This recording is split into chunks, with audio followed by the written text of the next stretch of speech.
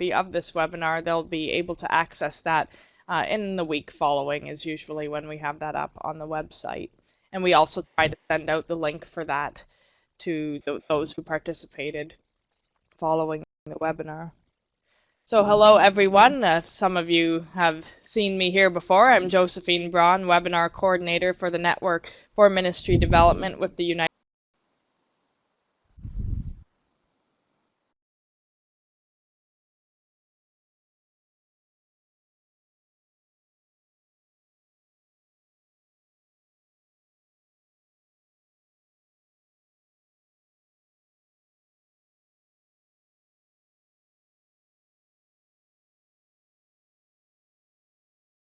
Church of Canada.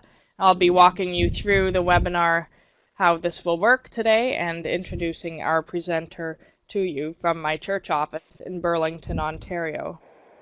You are welcome to check out, by means of an advertisement here, our upcoming list of webinars available on our website, which I will type in here for you. And I know that next week we have Leonard Sweet scheduled, who will be speaking on evangelism, a new approach to that scary E word. And then Aaron Michael Gallegos on Wednesday, who's from General Counsel Office, sharing with us on social media. So the way this webinar will work this afternoon is that Sandra will be presenting to us through the PowerPoint presentation that she has prepared. We will be stopping partway through for questions and then again at the end. If you have any questions or comments, you are free to post them in the chat pod at any time during this webinar, and then when we stop, we will do our best to respond to your questions and comments. If you would like to show a little bit of more interaction, we recognize the technology is a little bit limited, but you can raise your hand, you can clap. I think there's even a smiling function. If you look at the top of your screen, the little figure with the raised hand, the little drop-down menu to the right of the figure shows you a few options for engaging the presentation. So I can put a smiley face beside my name there for the moment to show you how that works. We also invite you to fill out an evaluation form, and again, a link to that will be sent out to you following webinar, and we're always looking for feedback and encouragement and ways that we can improve how we offer these types of things going forward. So today I'm happy to introduce our speaker to you, who is Sandra Sievers. And Sandra has been a United Church minister for almost 25 years. A graduate of Emmanuel College, Sandra has served congregations in rural and urban Alberta, as well as in the suburbs of Vancouver. For the past 4 years, she has been the Deputy Executive Minister at First United Church in Vancouver's downtown east side, where she spends her time working and thinking about redevelopment, governance, what it means to be a missional church. She lives on the North Shore with her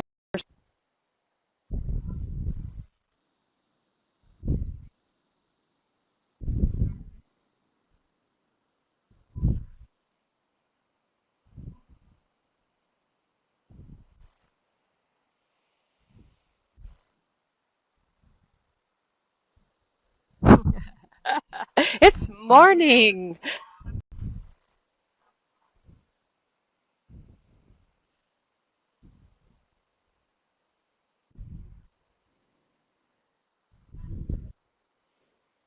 Thanks, Josephine. It's good to be here this morning. It's kind of strange, I will say, to be doing this and to know that I'm talking to people in Ontario and I can't see your faces, but I trust that you'll post what you need to post on our chat line, our chat box, and that we'll be able to interact with each other. And I'm just pushing my own button here so that my screensaver does not go strange and make me lose my own images, which will be incredibly scary, I have to tell you. I want to talk this afternoon, about the work that's happening at First United Church in Vancouver's downtown east side. I feel somewhat uncomfortable in being presenter for this because I really think that what's happening here is a work in progress. A process in which we're learning about what does it mean to be a missional church, and even claiming the word missional is somewhat uncomfortable because I know as I read the literature that people have defined that in a number of ways, but I have my own definition, and in this situation, I think it's probably the clearest word to describe what the experiment is that we're actually undertaking at this point. As I said, it is a work in progress. To think of it in any other way than an incomplete work would be like saying that a bus with a sign that says Winnipeg on it was actually the destination. We are in this process of moving something forward, trying to birth it, trying to imagine it, making course corrections all the way along. First United has been part of the downtown east side since 1886, I believe, and it has morphed over many years to meet the needs of the neighborhood in which we exist. The latter part of this journey has taken place since 2007. With the closure of a congregation in June of 2007, and a reimagining of what First United Church should actually be. A vision process was put in place by the Oversight Committee and the Presbytery of which we are a part, and a consultation took place between staff at the church, members of the board, and the community.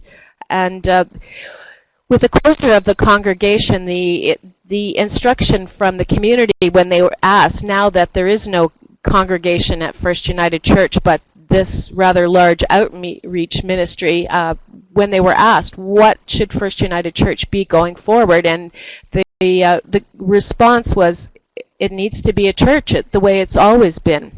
But no one was able to say what does it mean to be church when you don't have a congregation attached.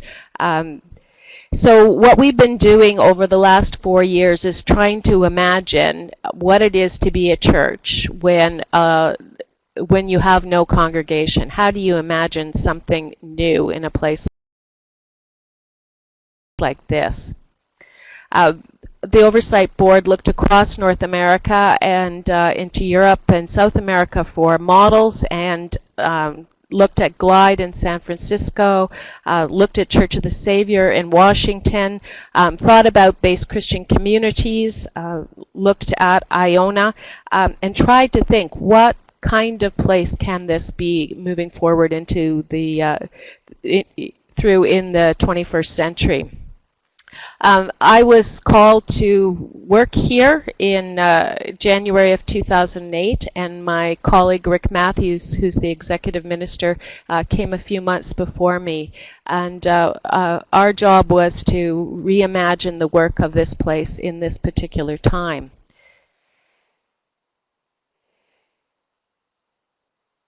The question that was front and center for us was the question of what is God up to in this particular neighborhood. If one is reimagining church, what does that mean in this neighborhood? This neighborhood that I work in, the downtown east side, is one of the poorest postal codes in Canada. In a very small area of the inner city, there are approximately 16,000 people who live here. The average income in the neighborhood is about $14,000. 82% of the residents live alone, most of them living in hotels or social housing. About 14% who are Aboriginal. And one of the realities that we struggle with the high cost of land in the city of Vancouver is a process of gentrification. This neighborhood used to be had relatively cheap land, and with the pressure of increased numbers of people in the neighborhood, the cost of that land has increased, and it's become more lucrative for properties to be purchased and converted to condos. And so a great deal of pressure and changing that's happening in this neighborhood. We started with the question of what is God up to in this neighborhood, keeping in mind the document Mending the World that came out of the Interchurch Interfaith Committee about 10 or so years ago, in which an Abraham Heschel story is told about when God gets up in the morning and God consults with God's angels. The question that God asks is, where does my creation need mending today? And so that's been the question that I think has driven a lot of the work that we're doing. And so the starting place for us 4 years ago in asking that question, what is God up to in the neighborhood, was to get a sense of what's the context in which we work. And that was fairly easy to access initially, because so much research has been done on this neighborhood, and if you Google it, you get a sense of the challenges for this place. And we knew that a high percentage of the people who came into the downtown east side were struggling with issues around mental health, addictions, poverty, and homelessness. So we were able to gather data. We also knew if we were going to answer this question that we had to build relationships. And so we worked on building relationships with agencies and organizations and with politicians, and asked them, how did they see this neighborhood? What were the problems? And also, what were the strengths of the neighborhood, and what did they actually perceive? And we looked for different lenses by which to see the neighborhood. So we talked to police, and we talked to healthcare providers, and we talked to the Arts Council, and we talked to First Nations groups, and we talked to housing providers, and try to get a sense, what is God up to in the neighborhood? We also worked on relationships with people who live in the neighborhood, and we asked them about their own challenges and what they saw working and not working in the neighborhood. So we talked about the realities of poverty, about lining up for food, and about where people lived, what kind of accommodation they had.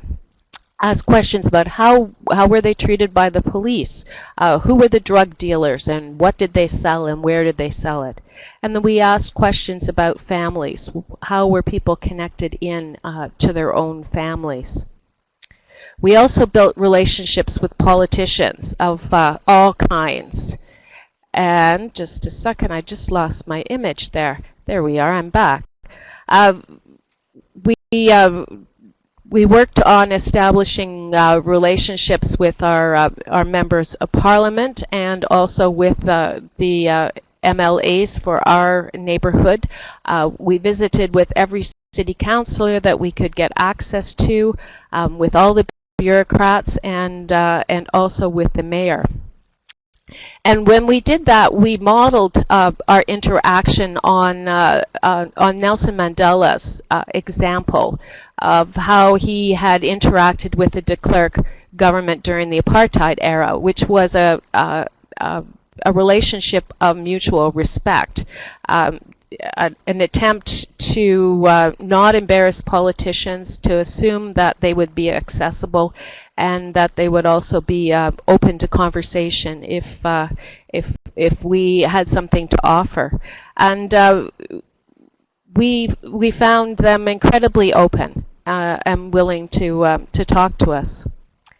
We did some relationship building in the faith community, but not so much. And as I reflect back on that, I think to a large extent it was because many of the faith communities in our neighborhood are fairly insular and looking inward at the people that are parts of their faith communities.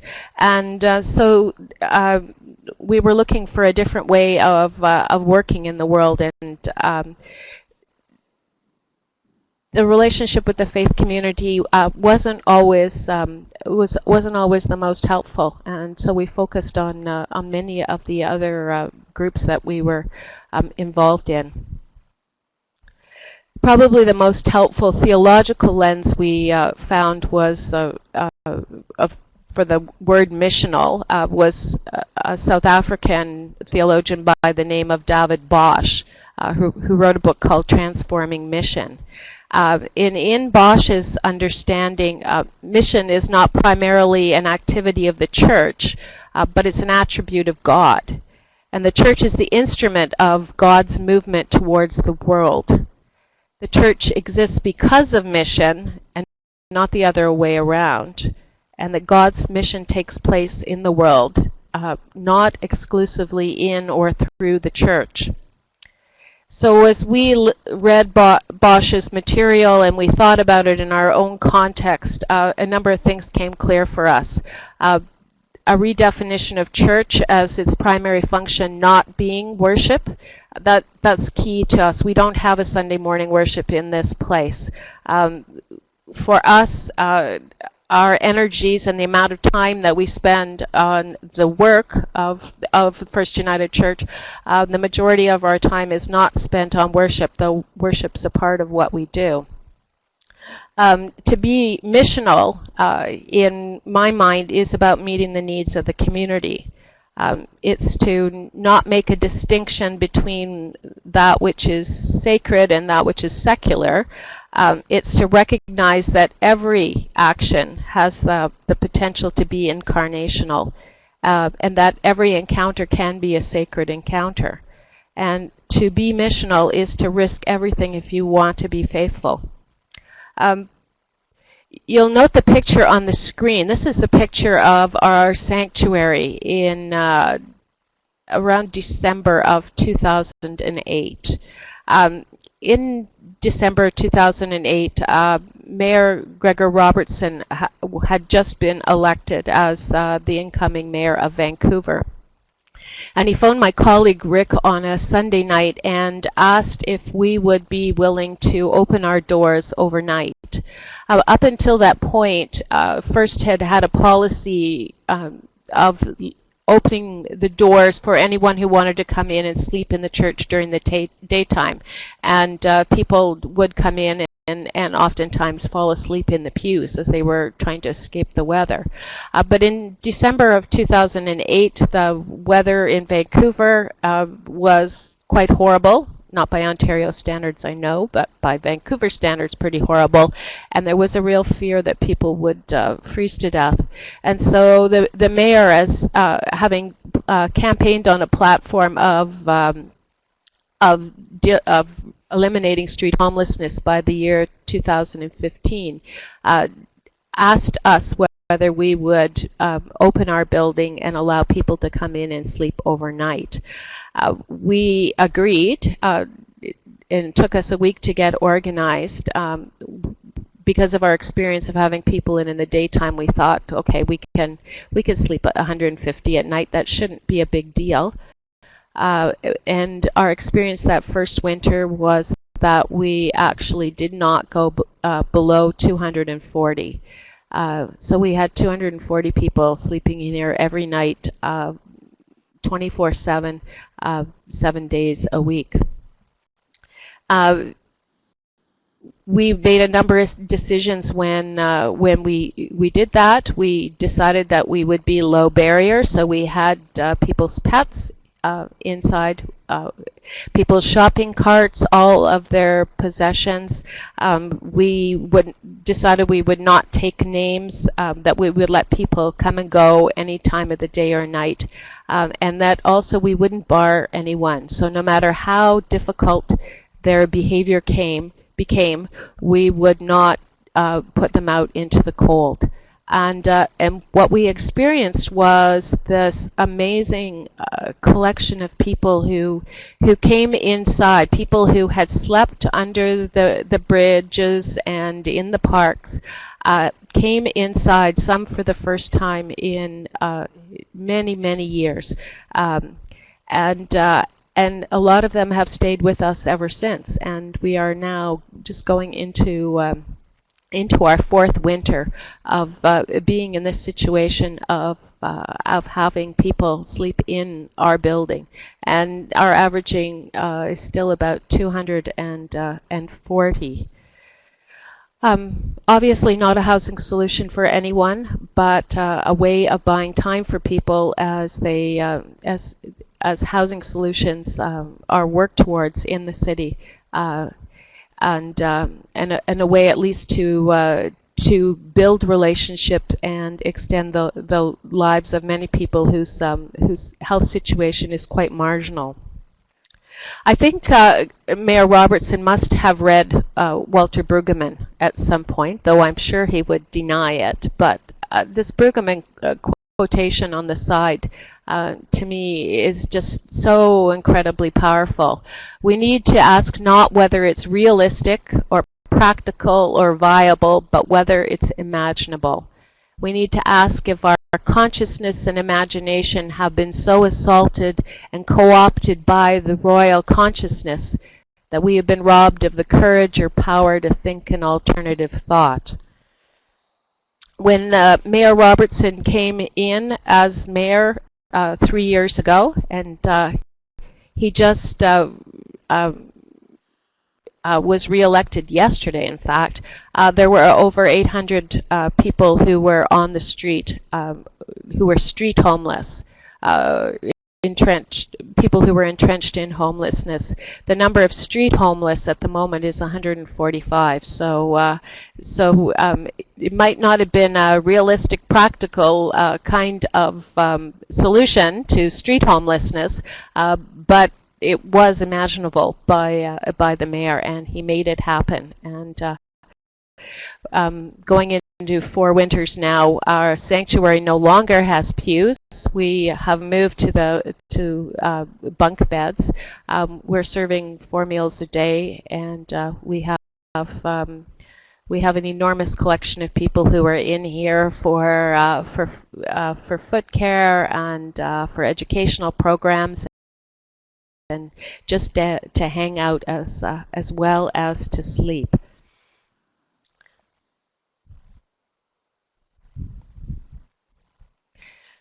When I was putting together the slides for this presentation, I got to this slide after having done it and thought, oh, why on earth would I have thought that putting in a slide about governance was a good idea? And then I remembered how much time I have spent talking about governance for the past 18 months. It's just such an incredibly important conversation that we need to be having in the church at this point. And so if you can cut me a few more minutes here of slack, I'll talk through the governance slide quickly, and then I note there's a question on finances, which I'm not the least bit surprised about, and we'll just do a Q&A after this particular slide. And let me check my own timing so I'm not running behind. Good. So prior to 2007, June 2007, on the far left side you'll see a tiny little circle that says Mission, and then a purple circle that says Pastoral Charge Congregation. That is what First United Church in Vancouver actually looked like at that point. A congregation that had existed for 122 years, sharing a building with something called a mission, which is under a 2-line little explanation in the manual that describes what a mission is. The mission was governed by an oversight board appointed by the presbytery.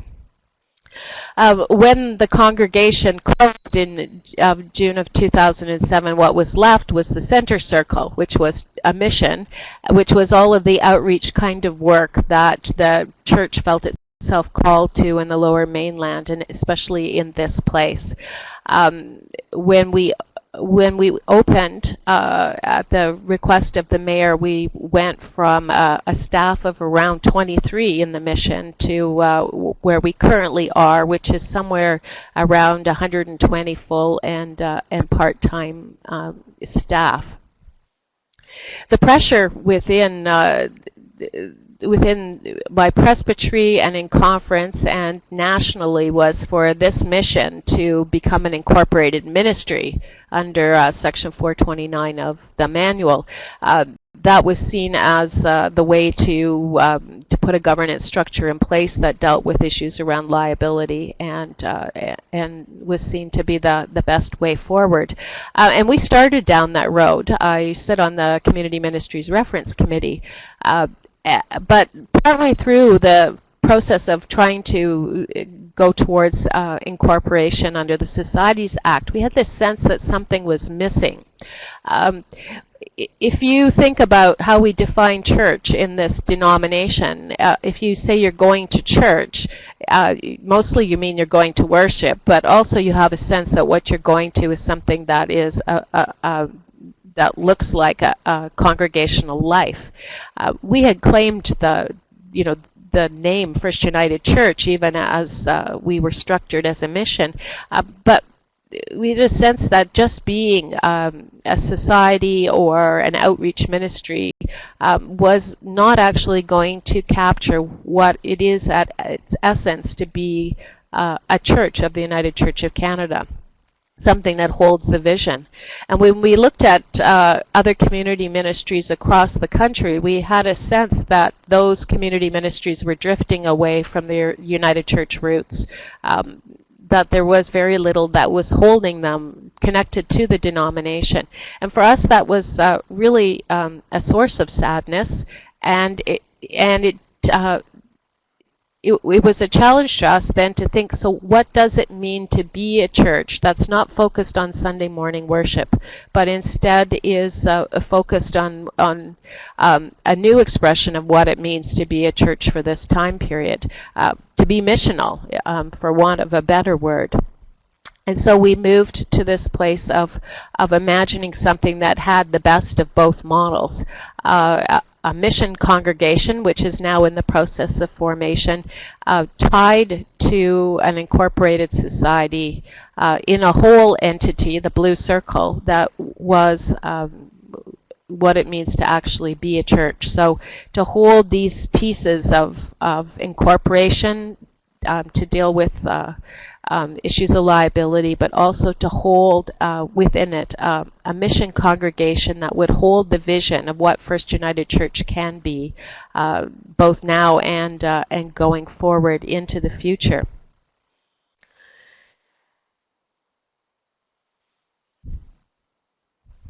I think governance has been the most difficult thing that we possibly could have talked about in all of this. The work on the ground at first is, to me, is a whole lot less difficult than the challenge in the denomination of trying to sort out a governance model that actually works.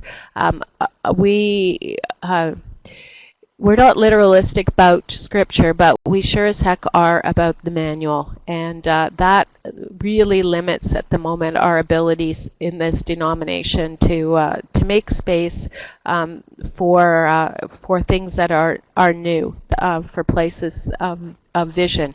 If it doesn't fit in the old box of community ministry or the old box of pastoral charge, we are trapped. And we just don't know what to do. I've been involved in governance conversations for 18 months, and they're not done yet. And it has been a very difficult struggle to move things through. I think we live in a time in which there's a great deal of fear in the denomination about death, and we are hanging on to everything that we might possibly be able to hang on to. Before I get to this particular slide, I think we should stop for conversation. And I see there's a question.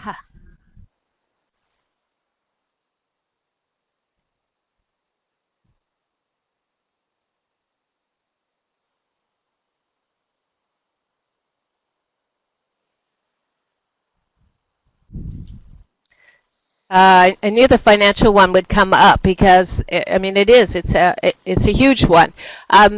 So in my shift of paradigm, I don't think that, I mean, our model of church up until this point has been that they are self-funding, and that the money for the support of the work comes out of the congregation, or it comes out of congregational activities.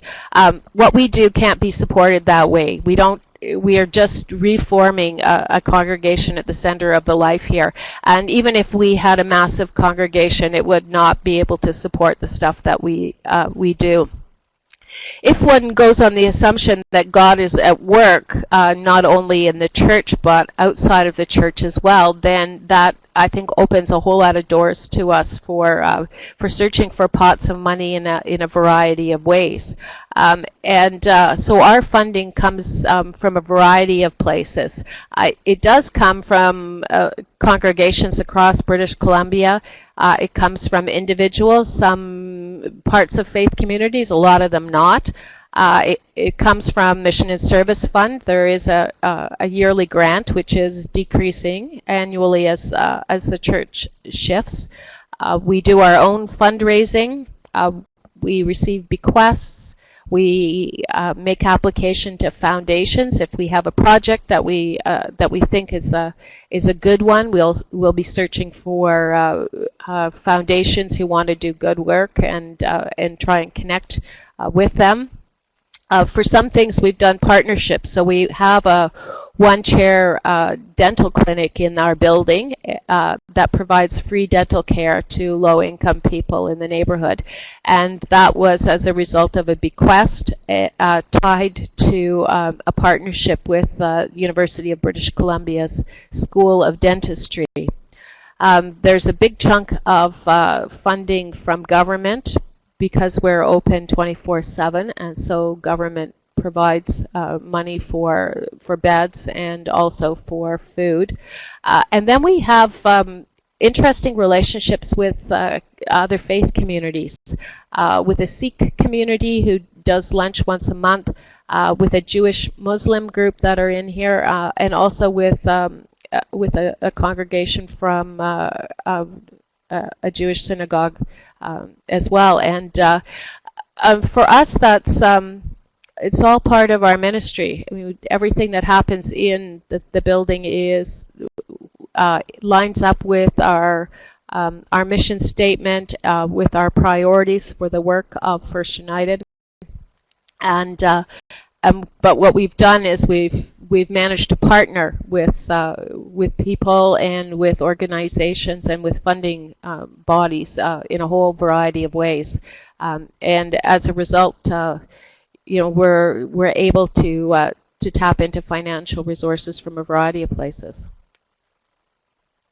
Can you say something more about the similarities and differences between a pastoral charge congregation and a mission congregation? Oh, such a good question. I fought for a year to have a pastoral charge congregation situated here. Hard, difficult fight within presbytery to make that happen, and it didn't. And I let go of it finally in September because it seemed like with a revised manual coming out, hopefully after the next General Council, that the definition of mission was going to be advanced enough that we could, that it would actually be useful for us. So, so I think I would hope that they would both function in a similar way, just with less structural requirements. That if you look at the amount of stuff in the manual around pastoral charge, there will be fewer regulations around the formation of a mission congregation. But I would see them as hopefully functioning pretty much in the same way. Being incorporated may relate to a broader base of funding, but how does it resonate with the larger church? Is there a problem? The larger church has a space for incorporated ministries. That's what Section 429, its function actually is. And I think that's a way of the church trying to move itself away from liabilities, especially about organizations that are as large as we are. But what I guess the difficulty is that the church wants incorporated ministries to just be a simple entity. So you incorporate under the Society Act of whatever province you're in, and then it just functions there within that framework. What we're looking for is this hybrid model between mission, congregation, and incorporated ministries, and that becomes much more difficult to negotiate it, how that looks legally. So it's the challenge of, you can imagine something, but then your next challenge is to figure out how do you actually find the place for that in legal language and make sure that you've covered yourself for all the issues around liability. Good. I'm thinking maybe we should move on, and we can come back in terms of more questions at the end. I wanted just to talk in the next 4 slides to talk specifically about what we do here, and to give you some sense of what it means to be church in this place. The final 4 slides have to do with the marks of the church and how we've defined them in our particular context. So if you remember, I said at the beginning that we'd gone to the community in a consultation and asked them, now that there's no congregation at First United Church, what should it be? And the question was really, should it be a social service agency or what? And the response was, no, it still needs to remain a church, but there was no instruction about how you do that when you don't have a congregation. So what we did in trying to imagine a way forward was to start with, with the 4 traditional marks of the church, and then to try and redefine them for the context in which we are in, which is the downtown east side of Vancouver. The first mark was, how we defined it, was encounter with the sacred. And for us, that's not limited only to worship, although worship is important. Theology does shape what we do here, how we think about our movement forward, how we dream about vision. So theology is at the core of what we do. We also have included other staff in that. We have as a pastoral presence in the building, a man by the name of David Mivizer, who is a rabbi, and he is a person who does most of our pastoral care at this point. We've also just very, very recently welcomed a retired clergy person from, I believe, from the Methodist Church in the U.S., who's moved to Canada and who is also here on a daily basis doing pastoral care. Because we have a high percentage of First Nations people in the building, we've done things like a spirit circle. We had a totem pole carved and put up in our dining area. There are healing circles. There's smudging that happens here on a regular basis. We've also we have a morning reflection over scripture. We have a dedicated prayer room. We do rites of passage, not any baptisms, but a whole lot of funerals at the moment. And we're also building out this mission congregation. And rather than Sunday morning, Wednesday night is our time in which the community gathers over a meal. We serve dinner every night of the week, but Wednesday night is a time in which there's live music, and there is an intentional focus on reflecting. The language in that time, in that celebration service, might not be Christian, but the lens by which we look at everything that we do is a Christian lens, and that's how we see ourselves. The slide, the image that you see on it is our Christmas Eve service, which was held outside in the rain last Christmas, which had quite a large interfaith contingent, and in which members of the interfaith community were asked to reflect on the Jesus story um, in this service, and it was quite wonderful sharing. Um, we feel very much that in this place and in the stories and in the relationships, one does experience this encounter with the sacred. We're also a work in progress around attempting to build inclusive community. So inclusive across socioeconomic lines, across racial lines, across orientation lines, but also across faith perspectives and non-faith perspectives, trying to have a sense of what does inclusivity actually look like. So we say we're a community at the margins, but not only of the marginalized.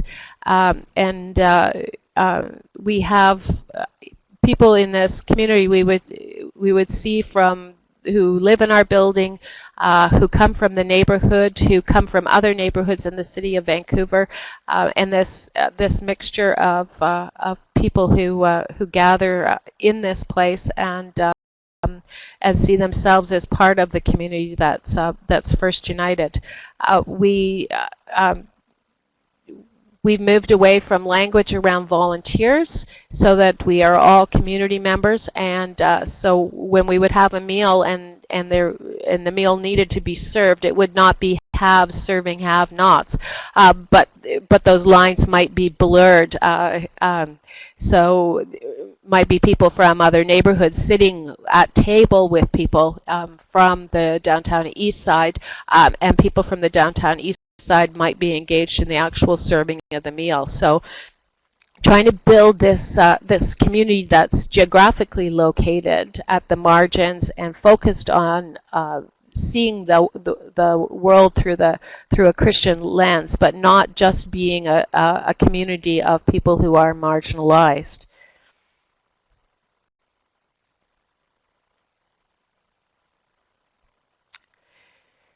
We're also working towards developing ways in which growth and wholeness, in a whole myriad of ways that you might understand that actually can happen here. We work really hard at learning the names of people who come into the building and who see themselves as a part of First United.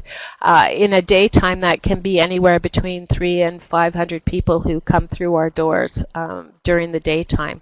So this building of community needs to be rooted in a sense of knowing each other's names. So people are not clients, they're not guests in this place. They're part of our community, and as a result, their names are known, their stories are told, and we try to work individually with them to find the places in which they have hope for their lives, and then seek ways in which we might actually be a place of hopefulness for them.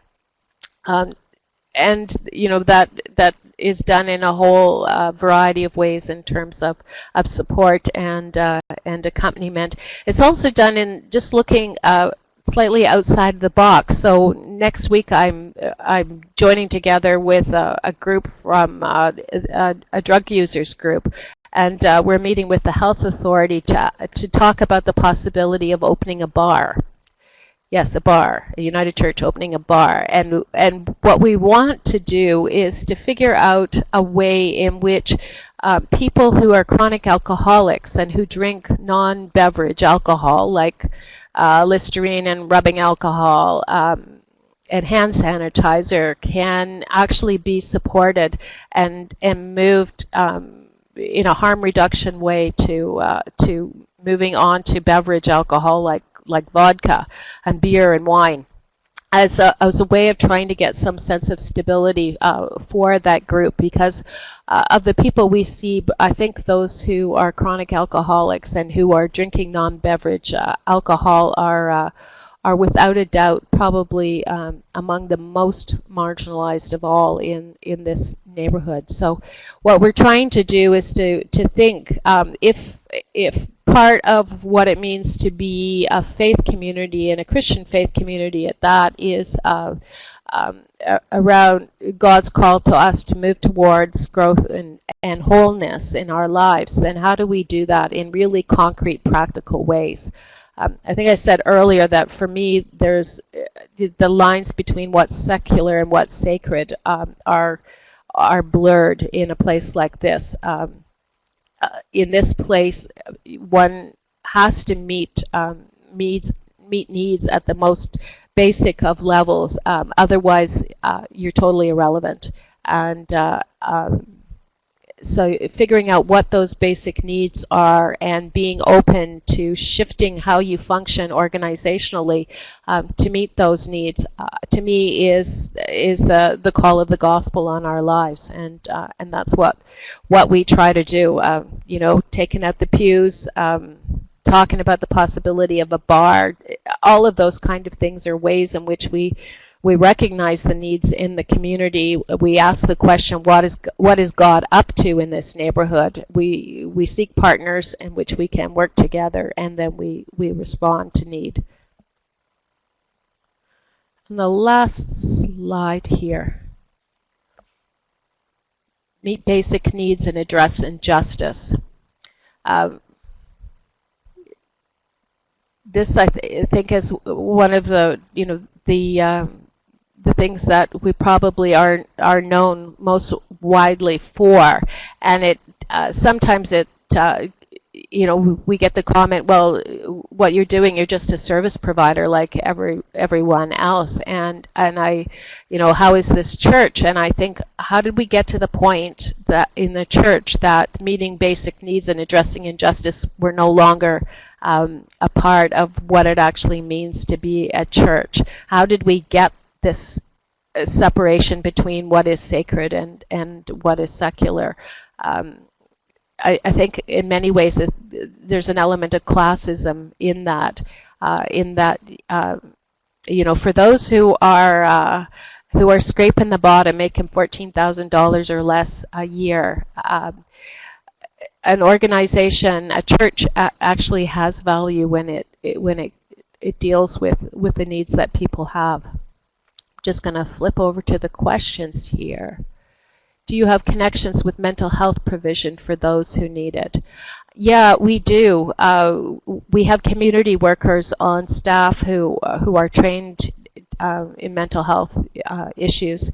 And we also have built relationships with a psychiatrist who's on the street most days. He does house calls. There are such people as house call making psychiatrists, and he comes into our building regularly. We also have a mental health team a couple of blocks from us who, if we're following particular individuals and we notice changes in their behavior, and we think that they need to be connected in more strongly with the mental health team, then that we do that.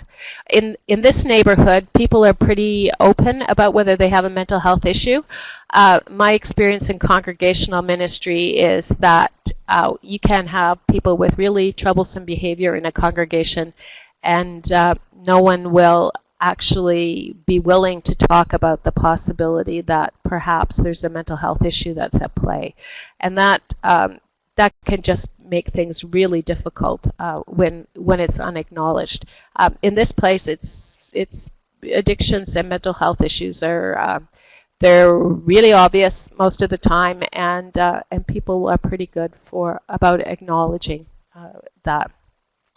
I'll go to the second question in just a second. Let me just kind of sum up how we do the basic needs and injustice piece. And these are a few things that we do, and I know that this is very specific to this context, which you might think of more like a refugee camp than anything, but this gives you a sense of what the breadth of the pieces of ministry are for us in particular.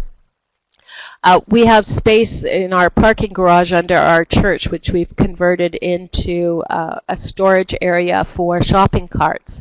and bins, and we can store the personal possessions of about 155 people who put all of their stuff into big plastic Rubbermaid bins.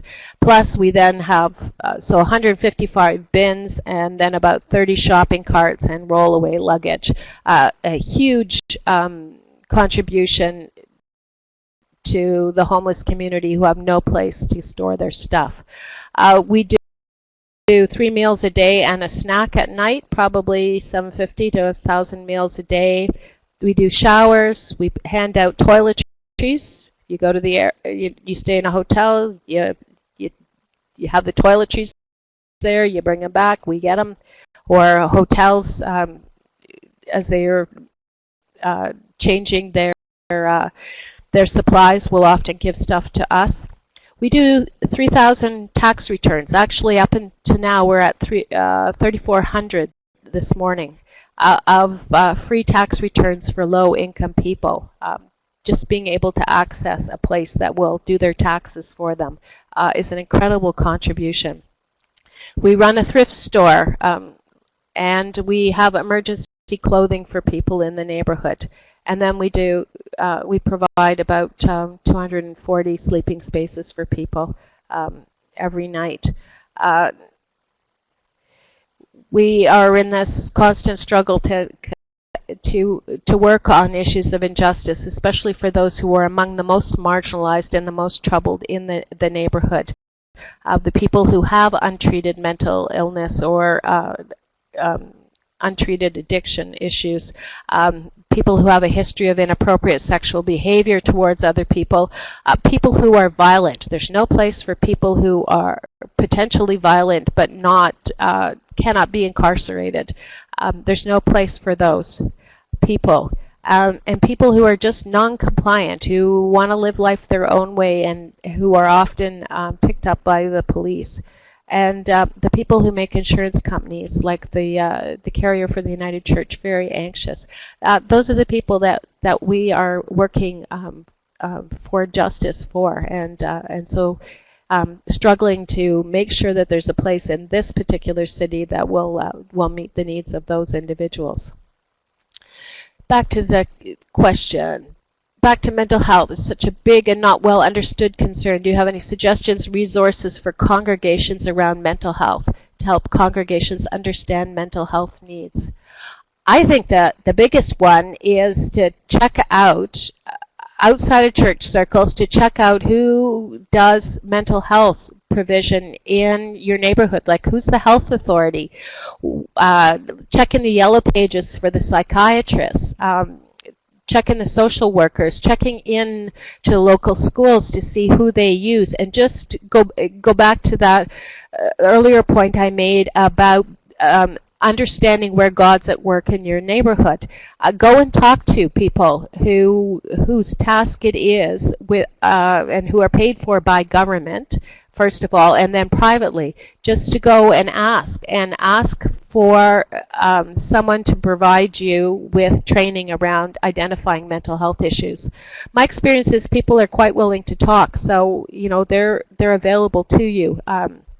You just have to get outside of the church circle, I think, to actually ask them what they might be able to teach, or what willingness they would have in teaching. I'm going to go to the third question. Could you give some advice around the process of engaging existing pastoral charge congregations in these questions of how to be missional in their communities? Example, identifying community needs. Again, checking, like walking your neighborhood at different points in the day, talking to people in small businesses, I think figuring out who your politicians are and not seeing them as the enemy, but actually as a possible source of information. I mean, I think politicians, it's a thankless job. I wouldn't want it for anything, but politicians, I think for the most part, not all of them, but for the most part are trying to do the best that they can. And they have goals that they're trying to accomplish. It's how they got elected in the first place. And if you can go and have conversation and ask them what their goals are for themselves, what they want to accomplish before the next election, sometimes you find out that you actually share goals. And so I think you can be missional in that sense. It's just, what are the things that we can work together with other organizations? What are the practical things that we can do to to respond to that, that question of where does God's creation need mending? I think there are so many opportunities for us, and it doesn't have to be homeless people. It can be, a lunch program in an elementary school. There's so many ways in which we can connect in, and as churches, we have, even when we're small, we have space, we have photocopiers, we have some staffing, we have volunteers, we know how to run meetings. We have lots of stuff that we can offer our communities. The second question, how do you form your partnerships to provide services? How many? How do you make the partnerships that make First United Church work? How many actual staff do you have, and where do you find people who can do these jobs? Partnerships. Well, we look around. So one I need right now that I haven't got sorted out is I need primary health care in this building. I have street nurses who come in to do flu shots, but I don't have primary health care. I need a physician or I need a nurse practitioner in this building. And so now my challenge is to go and find that, in part because I can make the financial case that it costs a whole lot of money to send the ambulance and the fire department here every time we need to make a 911 call. And so I need to build my case now to say it's cheaper for the health authority to put a doctor or a nurse practitioner in here than it is to pay for ambulance calls. Part of the way we also do it is when we create a project, then we look for who might want to participate in it. So it might be an educational project, and then we look to whatever educational institutions there are in the neighborhood. So we'll offer internships for law students so that we can have their skills in our advocacy department. People always need help with landlord-tenant issues, and so having law students on site who can help people apply for welfare or help them get identification. I mean, law students will do that stuff, and you just have to go and knock on someone's door in a university or college and say, we need to do this. We've identified a need. This is how, this is part of our purpose in being. We've identified this need and we need some help. Can we work with you? And they've been quite open to doing that. The staff question. We're really large. I know that, and it seems a long way from congregational life, and it certainly is a long way from the congregations that I have been a part of. So we have probably close to 120 staff at the moment. You need to remember that we're not running an 8-hour day. We're running a 24-hour day. So we have 3 sets of staff that rotate through a 24-hour day. Of course, less staff in the evenings and in the overnight period. And then where do we find them? We just advertise on Craigslist, like everybody else. So, people come to work here with really clear job descriptions, and some people are people of faith. Some are of no particular faith. I think what they all share in common is a passionate desire to help in this neighborhood and a commitment to the downtown east side. many of the people who work here have come out of poverty who understand the issues at the ground level, and so have a certain empathy. Others of us come out of middle class, in my case, rural Ontario upbringing, but who have known about the work of First for a very long time, and feel very, very fortunate to have this opportunity to participate in this changing reality that we're a part of now. Well, wonderful. Thank you so much, Sandra. My little clock says 12:01. I'm sure I'm echoing the thoughts of all of us. You've been very encouraging and inspiring today. It's so great to see what one congregation is doing despite what sometimes appear as obstacles or roadblocks that United Church polity can place before us, to see the things that you're doing in the way that you've been able to identify the needs. And we know you're a work in progress, and we look forward to following how that unfolds in the future. Now, I didn't discuss this with you beforehand, but I'm sure if people have questions for you, they're welcome to follow up with yourself or myself, if they're able to.